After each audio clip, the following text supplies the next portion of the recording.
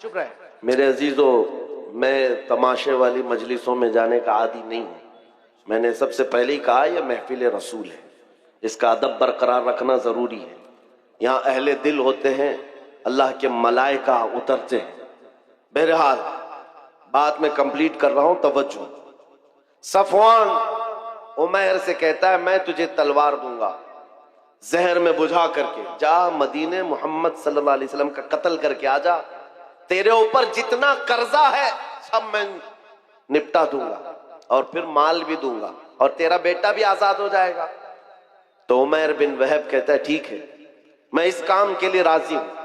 तलवार लिया। ये बात कहाँ हो रही है? खाना काबा के सामने हतीम में बैठकर सिर्फ दो लोग हैं और कोई नहीं है।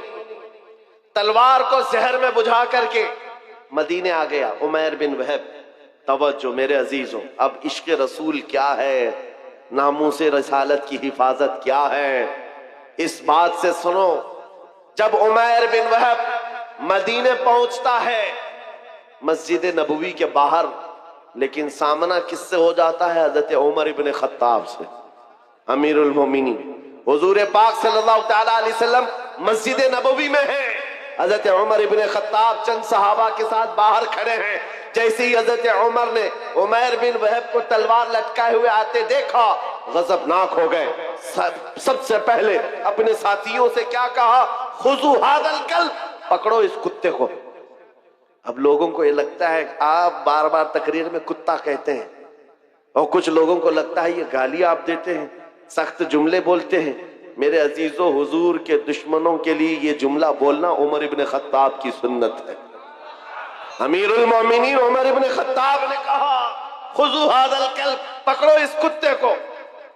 जाकर के सहाबा ने पकड़ लिया, उमैर बिन वहब को पकड़ लिया। हजरत उमर ने अपना गमछा निकाला और उसकी गर्दन में डालकर मरोड़ दिया और पकड़ के लाया। पूछा क्यों आया?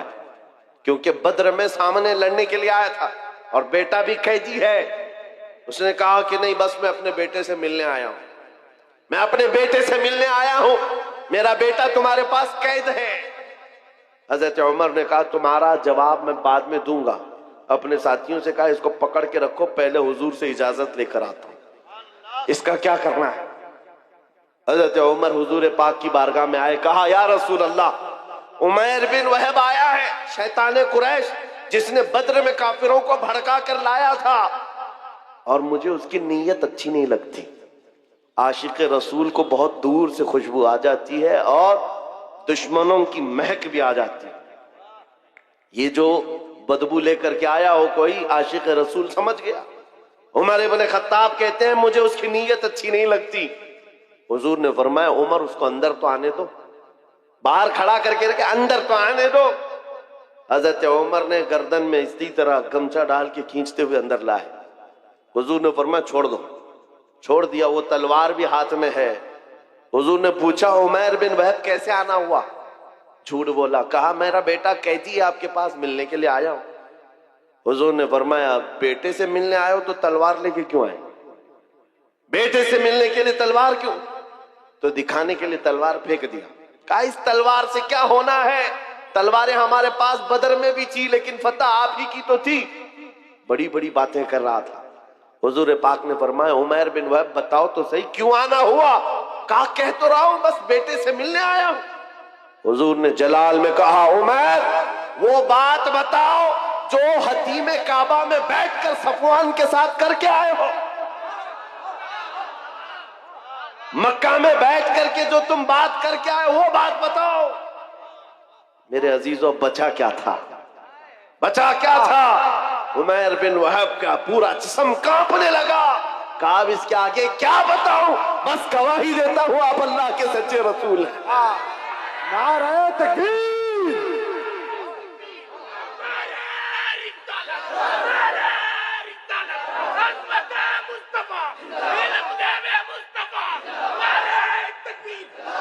मैं ये तारीख बता रहा हूं, जहां जहां जालिमों ने कोशिशें की हैं, जिसको हुजूर पाक के खिलाफ खड़ा करने के लिए अल्लाह ताला ने उन्हीं को नबी का गुलाम बना दिया। इसी को इकबाल ने कहा था हरम को मिल गए पासबां सनम खाने से। आज भी हम मायूस नहीं हैं। आज भी हमारे इधर उधर जितने भोंक रहे हैं, कल इनकी नस्लों में हुजूर के आशिक पैदा हो इंशाअल्लाह। हाँ, तुम मस्जिदों को तोड़ करके सोचते हो सनम खाने बना देंगे, इंतजार करो, वो वक्त भी आएगा जब तुम्हारे ही बच्चे इन दीवारों से अल्लाह अकबर की आवाज भी लगाए, क्योंकि अल्लाह रब्बुल इज्जत की सदा है ये। और तारीख ये बताती है जहां जहां से तोड़ने की कोशिश किया है, मेरे रब ने वहीं से इस्लाम के मीनार को बुलंद किया। उमैर बिन वहब कत्ल करने आया है, जहर में बुझी हुई तलवार लेकर आया है। हुजूर का एक इशारा था कि तलवार गिरी, जिसमें कपकपी आ गई, और उसके बाद बचा क्या था? फिर जिंदगी भर हुजूर की गुलामी में आपने काटी है पूरी उम्र। हुजूर पाक के आशिकों में शुमार होता है उमैर बिन वहब का, लेकिन हजरत उमर इब्न खत्ताब का मसलक भी तो देखो।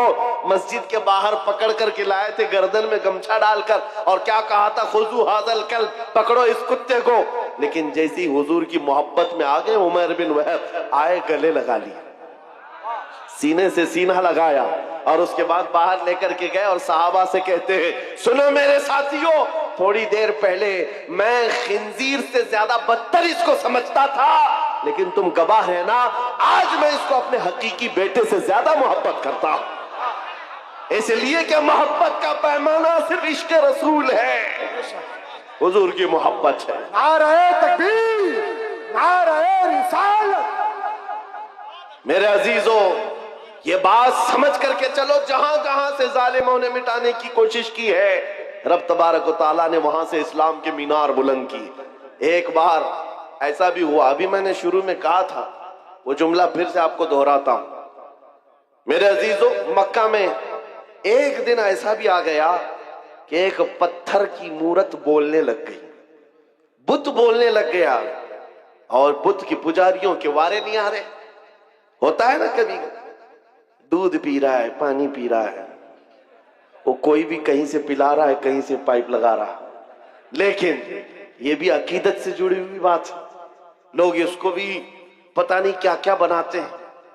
हाँ, बहुत सारे जगह पर हमने सुना है कि आज भी कई मूर्त ऐसे हैं जो लड्डू भी खाते हैं, पेड़े भी खाते हैं। मक्का में ऐसा हुआ था। अरे लड्डू नहीं खा रही थी मूर्ति, दूध नहीं पी रही थी, सीधे बात कर रही थी।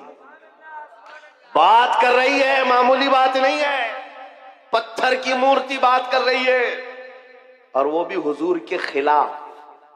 नौजुबिल्लाह, हुजूर के खिलाफ बात कर रही है। अब पुजारियों को इससे बड़ा क्या, सबसे बड़ी दलील थी, जो पूजा करने वाले थे सबको बुलाया, आओ आज हमारा खुदा सच्चा साबित हो गया। सबको जमा किया, आओ देखो मोहम्मद की हकीकत हमारा खुदा बता रहा है। जो भी आता लोग जमा होते, वो पत्थर बोलने लगता नबी पाक सल्लल्लाहु अलैहि वसल्लम की शान के खिलाफ। माअज़ल्लाह हुजूर की गुस्ताखी कर रही थी पत्थर की मूरत। सब आए। अब सहाबा जो थे, ईमान वाले थे, इनके दिलों में भी ये बात आई। ऐसे कभी हालात आए तो नर्वस होने की जरूरत नहीं। सब डरे कि क्या पत्थर की मूरत बोल करके उनके अकीदों को मजबूत कर रही है। हुजूर के पास आए, कहा आका ऐसा ऐसा मामला आ गया है मक्का में, आपकी शान के खिलाफ पत्थर बात कर रहा है। हुजूर ने फरमाया चलो हम भी देखते हैं, चलो हम भी चलते हैं। हुजूर पाक सल्लल्लाहु ताला अलैहि वसल्लम अपने सहाबा के साथ आए। अरे बड़ा मजमा था, पत्थर बोल रहा हो तो कितने लोगों में वैसी न्यूज फैल जाए, और सब देखने के लिए आ गए, सब जमा हो गए। और उनकी तो ईद थी, हमारी तो ईद है। खुदा बोल रहा है, खुदा बोल रहा है, जिसकी इबादत करते थे वो बोल रहा है।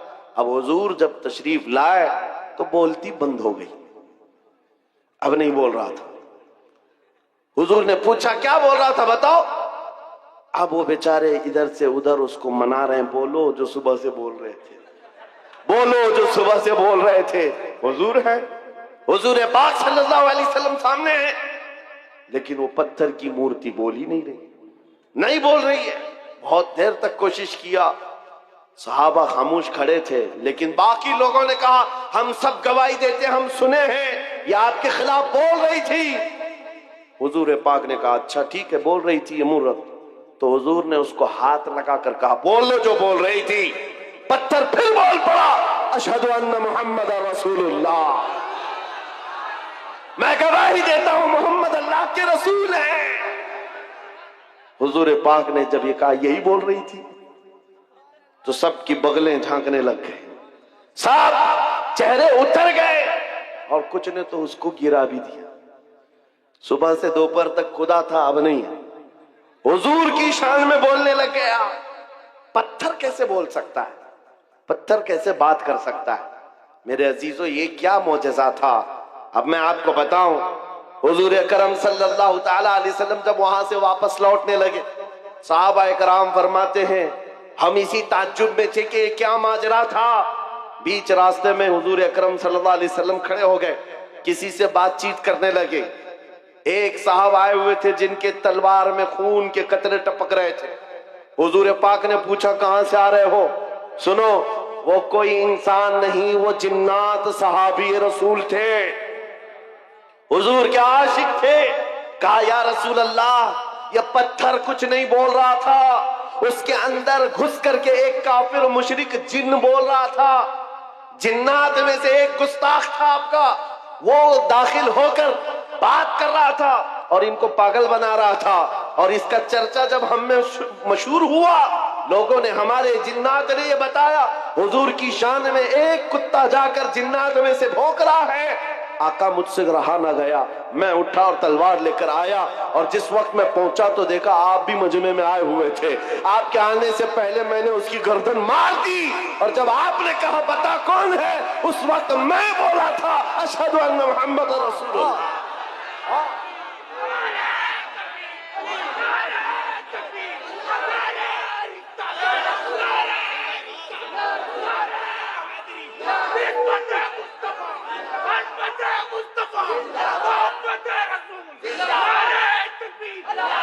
इस्लाम की फितरत में कुदरत ने वो लचक दी है, जितना ही दबाओगे उतना ही वो उभरेगा।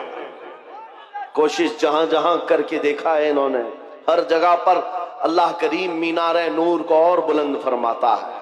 बगदाद में भी ऐसे ही हुआ था, ततारियों ने हमला किया था। ततारी एक जमात है, पूरे मुसलमानों को काट कर रख दिया था और खोपड़ियों से मीनार बनाया था। दरियाए दजला के पानी को मुसलमानों के खून से लाल कर दिया था। और दरबार में एक बार ततारियों के बादशाह ने एक ईसाई पादरी को बुलाया था और चंद मुसलमानों को जंजीर में बांध करके उसके दरबार में खड़ा किया था। पीछे हाथ बंधे हुए उलमा हैं, मोमिनीन की जमात है, लेकिन एक ईसाई पादरी को बुलाया और कहा इनके नबी की शान में खूब गालियां दो और इनको जलाओ, इसलिए कि दुनिया को अच्छी तरह से मालूम है इनको काटने से मारने से उतनी तकलीफ नहीं होती, इनके नबी के खिलाफ बोलो तो ज्यादा तकलीफ होती है। आज भी वही हाल है, आज भी यही हाल है। ये दुनिया जानती है हम अपने ऊपर आए हुए जुल्म को सह लेते हैं, लेकिन हुजूर के नाम पर एक जुमला भी सहने की ताकत नहीं रखते। ये ईमान है हमारा, ईमान है। जब वो ईसाई पादरी दरबार में, भरे दरबार में भौंकने लगा हुजूर की शान, पता है उस वक्त क्या हुआ था? बादशाह का एक पाला हुआ कुत्ता, जिसको सोने की जंजीर से बादशाह बांधता था, ट्रेंड कुत्ता है, आवारा कुत्ता नहीं, पाला हुआ। और पाले हुए कुत्ते हर चीज जानते हैं। वो कुत्ता वहीं से भौंकने लगा पादरी के ऊपर और लोगों ने कहा पादरी को कि चुप हो जा, बादशाह का कुत्ता नाराज हो रहा है। पादरी ने कहा मेरे कलाम में, मेरे बयान में उससे इसका क्या ताल्लुक है? कुत्ता क्या समझ रहा है? कुत्ता क्या समझेगा? फिर वो हुजूर की शान में पादरी बोलने लगा, कुत्ता फिर भौंकने लगा, फिर भौंकने लगा। ये बादशाह का कुत्ता है, खामखा नहीं भौंकता। पादरी किसी की नहीं सुना। फिर तीसरी बार हुजूर की शान में गुस्ताखियां, हर्जा सराई करने लगा। कुत्ता जंजीर तोड़कर निकल आया और भरे दरबार में आया और ऐसा हमला किया उस पादरी के ऊपर, चढ़कर दम जदन में उसको फाड़ कर दो टुकड़े कर दिए। ऐसी हैबत तारी थी सबके ऊपर, ऐसी हैबत तारी थी, कोई कुत्ते के करीब नहीं जा रहा था। बादशाह कुर्सी से खड़ा है, दरबारी सब खड़े हैं और उस वक्त जो मोमिनीन है, उलमा की जमात, जंजीरों में उनके हाथ बंधे हुए थे, वो कहने लगे मौला तेरा कैसा करम है, हाथ बंधे हुए हो मोमिनीन के। उस वक्त ये ख्याल आता है अब नबी की इज्जत को कौन बचाएगा? जब रब चाहता है कुत्तों से भी अपने नबी की इज्जत की हिफाजत करता है। और ये आम कुत्ता नहीं, इमाम इब्ने हजर अस्कलानी लिखते हैं कि इस कुत्ते की इस हरकत की वजह से सिर्फ डर नहीं बैठा था, उस दरबार में मौजूद 10,000 ततारियों ने इस्लाम कबूल कर लिया। कहां से मिटाओगे, कहां से निकालोगे? इस्लाम की फितरत में कुदरत ने वो लचक दी है, जितना ही दबाओगे उतना ही वो उभरेगा। आज के दौर के कुत्तों से भी मैं कहता हूं, आज बहुत सारे लोगों को खुजली हुई है, जगह जगह बैठकर छोटी वीडियो बनाएंगे, वायरल करेंगे, इस्लाम का विनाश कर देंगे, 20 लाख लोगों को कत्ल कर देंगे। ये बातें आती रहती हैं। ऐ मेरे अजीजों, ज्यादा ध्यान देने की जरूरत नहीं, मैं उनको सिर्फ इतना ही कहता हूं, वो पहले अपनी खुजली मिटा करके दिखाएं। इस्लाम मिटाना बहुत दूर की बात है। इस्लाम किसी छोटे पौधे का नाम नहीं है, उस अजीम दरख्त का नाम है जिसकी जड़ें तहतुस सरा में है, उसकी शाखें औजे सुरैया पर हैं। तुमसे बड़े बड़े भी आए और सड़े सड़े भी आए, चंगेज भी आया, हलाकू भी आया, पता न जाने कितने आए, जिनके डिक्टेटरशिप का हाल ये था 50 लाख लोगों के कातिल भी हमारे ऊपर हुकूमत करके चले गए, इस्लाम का पाल बाका भी नहीं कर सके। आज भी इस्लाम फल रहा है, फूल रहा है, और 5 साल की नशेड़ी हुकूमतें अगर ये सोच ले कि हम इस्लाम का खात्मा कर देंगे, विनाश कर देंगे, ऐसा कभी नहीं होगा। मेरा रब फरमाता है, युरीदूना लियुत्बिउ नूरल्लाहि बिअफ़वाहिहिम व यअबल्लाहु इल्ला अन युतिम्मा नूरहु। लोग ये चाहते हैं अपने मुंह के फूंकों से इस्लाम का चिराग बुझा दे, अल्लाह अपने चिराग को मुकम्मल करके रहेगा। मैं ये कहता हूं, जमीन ऊपर जा सकती है, आसमान नीचे आ सकता है, मगर मेरे रब का फरमान झूठा नहीं हो सकता। अकीदा है कि नहीं तुम्हारा? हुजूर पाक सल्लल्लाहु ताला अलैहि वसल्लम के नाम पाक को अल्लाह ताला सलामत रखेगा। ये आज हमारा इम्तिहान है, हमें देखा जाएगा हम कितने हौसले वाले, हम कितने जज्बे वाले अपने नबी पाक के लिए। मेरे अजीजों, आज तो लोगों को बात करने में भी दिक्कत होने लग गई, सोचने लग गए अगर हुजूर पाक की अजमत और उनके नामूस पर बात करूं, कल को केस ना हो जाए, मुकदमे हो जाए, और फिर मुझे पता नहीं क्या क्या सजाएं होंगी।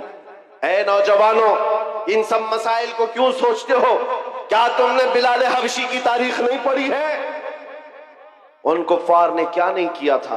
एक ड्रम में, जो लोहे का ड्रम होता था, बिलाल हबशी को दिन भर उसमें डाल के रखते थे गर्मियों में, और ऊपर से ढक्कन बंद करके, ऐसे कि कोई सख्त से सख्त आदमी भी गल जाए गर्मी से।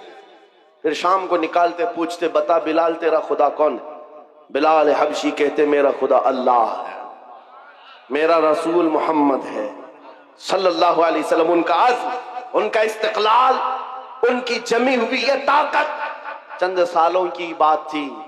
कुफार मक्का का जुल्म तो सह लिया, लेकिन मेरे अजीजों, ये मॉब लिंचिंग हमेशा नहीं चलती। चंद दिनों तक जुल्म आम हो सकता है, लेकिन कंटिन्यू नहीं। और बिलाल हबशी रज़ियल्लाहु ताला अन्हु ने इस्तिकामत का वो मजहर पेश किया था। फिर आपको पता है 6 हिजरी में जब मक्का फतह हुआ, हुजूर पाक सल्लल्लाहु अलैहि वसल्लम 10,000 सहाबा के साथ मक्का में आए थे, और पहली नमाज हरम पाक में पढ़ी जा रही थी ऐलान के साथ। तो उस वक्त अल्लाह के नबी ने अजान देने के लिए काबे की छत पर बिलाल हबशी को चढ़ाया, ताकि दुनिया ये देखे, जिसको तुम गलियों में रस्सी डालकर खींचते थे, हुजूर के नाम पर जिसको तुम कोड़े मारते थे, हुजूर के नाम पर जिसको तुम सिल पर सुलाते थे, गरम रेत पर सुलाते थे, अंगारों में दहकाते थे, आज उस बिलाल को रब ताला ने काबे की छत पर पहुंचाया। नाम है मुस्तफा पर जो जख्म खाता है, मौला उसको बुलंदियों पर ले जाता है। मेरे अजीजों, मिटेगा नहीं ये नाम। जो मिटाने आए वो मिट जाएंगे, मिट गए, मिटते हैं, मिट जाएंगे। आधा तेरे, न मिटा है न मिटेगा कभी चर्चा तेरा। आपको पता है ना, वो कहां गया? लखनऊ से निकला हुआ कुत्ता जिसने नाम बदल लिया था, अखबारों में देखा होगा, धर्म भी बदल लिया, कहा कि मेरा नाम आपसे ये है, मेरा धर्म भी ये है, कशका लगा लिया, धोती पहन लिया, लाल कपड़े पहन लिया, 6 महीने पंडितों के पीछे चाटते हुए घूमता रहा। उसके बाद ये वो कौम है जो अपने कास्ट के अलावा दूसरी कास्ट को बर्दाश्त नहीं कर पाती, तुझे कहां से बर्दाश्त करती? किक मार करके निकाल दिया। और 6 महीने के बाद ये बेचारा धोबी का कुत्ता न घर का न घाट का, बीच में रह गया। दीन भी छूटा, घर भी छूटा, नाम भी गया, और उधर भी नहीं अपनाया किसी ने। और आप जान बचाने की भीख मांगते हुए खड़ा हो गया कि मेरी जान की हिफाजत करो, मेरी जान की हिफाजत करो। ये जिल्लत, ये रुसवाई। मेरे इमाम ने, बरेली के ताजदार ने 100 साल पहले कहा था, या रसूल अल्लाह, जो तेरे दर से यार फिरते हैं, दर बदर यूं ही खार फिरते हैं, दर बदर यूं ही खार फिरते हैं। तुमने ये सोचा था कि मीडिया के ये दलाल तुम्हें हॉट कुर्सी पर बिठाकर इज्जत देंगे? अरे 4 दिन तुम्हें ये हॉट टॉपिक पर बिठाकर डिस्कस तो कर लेंगे, तुम्हारी आओ भगत कर लेंगे, लेकिन इनके दिन भी कितने हैं, इनके दिन भी कितने मौसम के दिन हैं। इनका हाल भी वही है जो बैलगाड़ी के नीचे चलने वाले कुत्ते की तरह है। हाँ, वो कुत्ता क्या सोचता है, पूरी गाड़ी मैं चला रहा हूं। ये सारी चीजों का हाल यही है। हुकूमत है तो इनको लगता है सब कुछ अपना है। अरे गाड़ी निकल जाएगी तब पता चलेगा कुत्ता अकेला है। ये बात याद रखो, उनकी इज्जत बटोरने के लिए, उनकी जी हुजूरी के लिए तुमने धर्म बदल लिया, दीन बदल लिया, नाम बदल लिया, इज्जत वहां ढूंढते रहे। अरे नादान, एक बार मेरे मुस्तफा का नाम लिया होता, एक बार हुजूर पाक को मोहब्बत से पुकारा होता, अल्लाह करीम पूरी कायनात के दिलों में तेरी मोहब्बत डाल देता। आज मैं एक दूर दराज का रहने वाला, लेकिन तुम्हारे यहां आता हूं तो ऐसा नहीं लगता कि अजनबी है। कोई अजनबीपन नहीं है। पहली मर्तबा अगर से सिल्लीगुड़ी में खड़ा होकर तुमसे बात कर रहा हूं, लेकिन ये हंसे हंसे मुस्कुराते चेहरे ये बता रहे हैं सदियों पुरानी हमारी मुलाकात है, हमारी पुरानी मुलाकात है। ये मोहब्बत तुम्हारे दिल में किसने डाली है? कौन है जो तुम्हें अजमत मेरे लिए रखा हुआ है? तुम आंखें उठाकर मुझे मोहब्बत से देखते हो, हकीकत है या नहीं? आने के लिए मोहब्बत के साथ लोग खड़े हैं मुसाफे में मोहब्बत के लिए। इसलिए नहीं है कि जुब्बा टोपी की इज्जत है, इसलिए नहीं है हुकूमत वक्त का कोई नुमाइंदा आया है, नहीं, बस बात सिर्फ इतनी है, जब तक बिके न थे तो कोई पूछता न था। या रसूल अल्लाह, तुमने खरीद कर हमें अनमोल कर दिया। या रसूल अल्लाह, जिंदाबाद। आला हजरत, आला हजरत, ताजुश शरिया, ताजुश शरिया, ताजुश शरिया, ताजुश शरिया, ताजुश शरिया, ताजुश शरिया। अज़ीज़ान गिरामी, आप तवज्जो से ये बात समझ के चलो। देखा है, उनकी बात करो, हर दिल पे राज करो। हुजूर की बात करो, इज्जत कमाना है, हुजूर के आशिक, हुजूर की वफादारी, उनके दरबार की नौकरी। अब जमाना जैसा भी आए, हर नौजवान ये अज़म करके उठेगा, ये वादा करके उठेगा इंशाअल्लाह। आज के जलसे में अहद करके उठेंगे ना इंशाअल्लाह। हाँ, मैं जंग के मैदान में नहीं उतार रहा हूं, मैं तुम्हें मैदान कत्ल व किताल में नहीं उतार रहा हूं, बस उस मैदान में उतार रहा हूं जब जब नबी पाक की सुन्नतों को दुनिया खत्म करने की कोशिश करेगी, आसमान से जमीन से मदद आने के लिए इंतजार नहीं करोगे। हर घर से बच्चा निकलेगा, तुम जितने मेरे नबी की मुखालिफत करोगे, मैं अपने हर बच्चे को हुजूर का आशिक बनाकर निकालूंगा। हर बच्चा हमारे घर के अंदर मोहम्मद नाम का होगा और हुजूर पाक की सुन्नतों पर चलने वाला होगा। तुम कितनी दाढ़ियां निकालोगे, कितनी टोपियां छुपाओगे? ऐ मुसलमानों, ये आज़म करके उठो, मेरे हर घर का बच्चा हुजूर की सुन्नतों का आशिक होगा, निकलेगा रास्ते पर। दुनिया कल को पुकार कर कहेगी, अरे ये सिल्लीगुड़ी की गलियां नहीं नजर आती, यहाँ तो मदीने की गलियों की खुशबू आया करती। ये आज़म लेकर के उठोगे, वाह, ये आज़म लेकर उठोगे और फिर तुम्हारे अंदर ये जोश और जज्बा खुद आएगा। तुम्हें सलमान अजहरी बनने की जरूरत नहीं, ये बनाया जाता है। ये बनने की जरूरत नहीं है, बनाया जाता है। हुजूर पाक सल्लल्लाहु तआला अलैहि वसल्लम के दरबार की नौकरी जिसने ले ली, उसके दिल से दुनिया का खौफ निकलता है, वो दुनिया को नहीं देखता।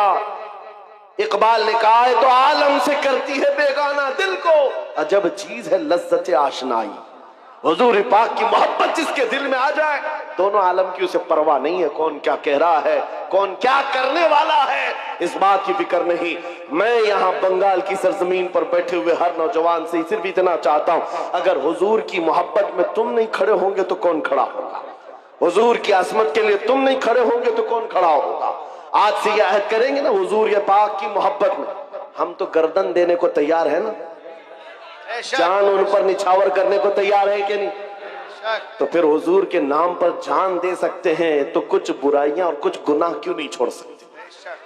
हुजूर के नाम पर जो गाने सुनने की आदत है हम उससे तौबा करें। जो फिल्मी गाने सुन करके सोते थे, जिसकी वजह से दिल में बुज़दिली आती है, निफाक आता है, गुनाहों की तरफ ले जाती है ये हरकतें। नौजवानों, तुम्हें जानबूझकर दुनिया इस नशे में डालती है। दिन भर गाने की धुन पर तुम नाचते कूदते रहो, तुम्हारे दिलों से अजमत निकल जाती है, खौफ बैठ जाता है। अब से यह अहद करके उठना, आज से जाऊंगा तो ये वादा करके जाता हूं, मैं सो जाऊं या मुस्तफा कहते कहते, खुले आंख सल्ले अला कहते कहते। जब तुम्हारी आदत बन जाएगी तो फिर दिल भी जवान रहेगा इंशाअल्लाह। 80 साल के भी हो जाओ, 90 साल के भी हो जाओ, हाथ पैर काम ना कर रहे हो, मगर मौला तुम्हारा रौब लाखों के दिलों पर डाल कर रखेगा। हुजूर के लिए अपना कुर्बान करो, वफादारी करो, और जितनी कोशिशें ये मिटाने की हो रही, कुछ नहीं होने वाला, कुछ नहीं होने वाला है। इस्लाम था, इस्लाम है, इस्लाम था, इस्लाम है, इस्लाम।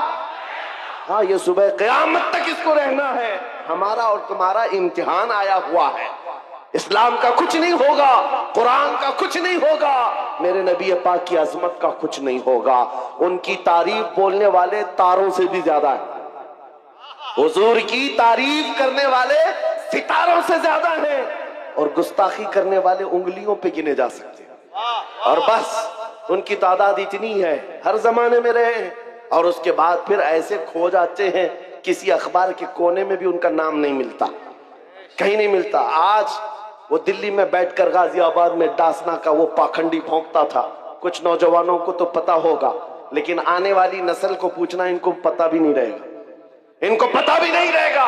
लेकिन आने वाले बच्चों को पूछना, ये किसने कहा है मुस्तफा जाने रहमत पे लाखों सलाम, हर बच्चा कहेगा बरेली के इमाम ने कहा। नारे तकबीर, नारे रिसालत, मसलके आला हज़रत, सलाम की तारीफ करने वालों को अल्लाह ताला खत्म नहीं करता। हसन बिन साबित आज भी लोगों के दिलों में जिंदा है, जो हुजूर की तारीफ करते थे वह जिंदा हैं। शरफुद्दीन बूसीरी, जिन्होंने कहा था मौला यसल्ली व सल्लिम दाइमन अबदा अला हबीबिका खैरिल खल्क़ि कुल्लिहिम, आज भी उनका कसीदा जिंदा है कि नहीं है? उनका कसीदा पढ़ा जाता है कि नहीं पढ़ा जाता? शरफुद्दीन बूसीरी का कसीदा याद है लोगों को। सादी शिराजी ने कहा था बलगल उला बि कमालिही कशफत दुजा बि जमालिही हसनत जमीउ खिसालिही सल्लू अलैहि व आलिही। आज भी ये जुमले मशहूर हैं, लोगों को याद हैं। अबू जहल क्या भौंकता था किसी को याद नहीं, उतबा शैबा क्या बोलते थे किसी को याद नहीं, ये दिल्ली लखनऊ के कुत्ते क्या भौंकते हैं आज क्या कल भी किसी को याद नहीं रहेगा। कल आने वाली नस्लों को अगर कोई बात याद रहेगी, ये याद रहेगी, सरवर कहो कि मालिको मौला कहो तुझे, बागे खलील का गुले ज़ैबा कहो तुझे, अल्लाह रे तेरे जिस्म मुनव्वर की ताबिशे, ऐ जाने जाम में जाने तजल्ला कहो तुझे, तेरे तो वस ऐबे तनाही से है बरी, हैरान हूँ मेरे शाह मैं क्या क्या कहूँ तुझे। लेकिन रज़ा ने खत्म सुखन इस पे कर दिया, खालिक का बंदा खल्क का आका कहो तुझे। हो सकता है यहाँ बैठे हुए सारे लोग नात खानी नहीं करते होंगे, सब नात नहीं पढ़ते होंगे, चंद लोग ही हैं जो नात पढ़ते हैं। उसके बावजूद 100% गारंटी के साथ मैं ये कह रहा हूं, तवज्जो, बहुत बड़ी बात कर रहा हूं, बहुत बड़ी बात मैं अपने हर मजमे में ये कहता हूं और नापता भी हूं, गारंटी के साथ कह रहा हूं। बच्चों को हमारी गुस्ताखियां याद नहीं रहेंगी, हुजूर की तारीफ याद रहेगी।